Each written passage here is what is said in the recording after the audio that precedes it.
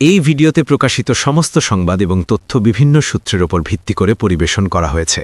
আমাদের লক্ষ্য বস্তুনিষ্ঠ সংবাদ প্রচার করা।